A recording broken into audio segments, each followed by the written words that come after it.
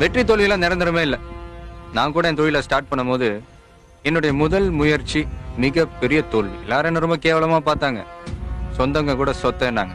நான் சொந்து போல. அன்னைக்கு அந்த அவமானம் தாங்க முடியாம உன்ன மாதிரி கடல்ல போய் விழுந்திருந்தேன்னு வச்சுக்கேன், இன்னைக்கு கடவுள் கொடுத்திருக்கிற இந்த அருமையான வாழ்க்கை எனக்கு கிடைச்சிருக்குமா? இல்ல உங்களை காப்பாத்த தான் இன்னைக்கு நான் வந்திருப்பேனா? உலகத்துல யாருக்கு தான் பிரச்சனை இல்ல. வாடகை வீட்டுல இருக்கிறவனுக்கு சொந்த வீடு இல்லையேன்னு பிரச்சனை, சொந்த வீட்டுல இருக்கிறவனுக்கு சொத்து வரி கட்டணுமேன்னு பிரச்சனை, சைக்கிள்ல போறவனுக்கு கார் இல்லையேன்னு பிரச்சனை, கார் இருக்கிறவனுக்கு பெட்ரோல் போட காசு இல்லையேன்னு பிரச்சனை, கல்யாணம் ஆகாதவனுக்கு பொண்டாட்டி இல்லையேன்னு பிரச்சனை, கல்யாணம் ஆனவனுக்கு பொண்டாட்டியே பிரச்சனை. இப்படி மனுஷ வாழ்க்கையில பல பிரச்சனைகள் இருக்கு. அதனால பிரச்சனையை நம்ம தீக்கணும், பிரச்சனை நம்மள தீத்துறக்கூடாது. இப்ப நீ ஒரு ஓட்ட பந்தயத்துல ஓடுறேன்னு வச்சுக்க, உங்க கூட 9 பேர் ஓடுறாங்க. நீ மட்டுமே ஜெயிக்கணும்ன்ற எண்ணத்தோட ஓடணும். கூட ஓடி வர்றவன் ஜெயிச்சிருவானோ அப்படின்ற ஒரு சின்ன சந்தேகம் வந்தாலும் நீ தோத்துருவ. தோத்துட்டுமேனு தரைய பார்த்தாலும் வாழ்க்கை போச்சு, ஜெயிச்சுட்டுமேனு வானத்தை பார்த்தாலும் வாழ்க்கை போச்சு. வெற்றி தோல்வியெல்லாம்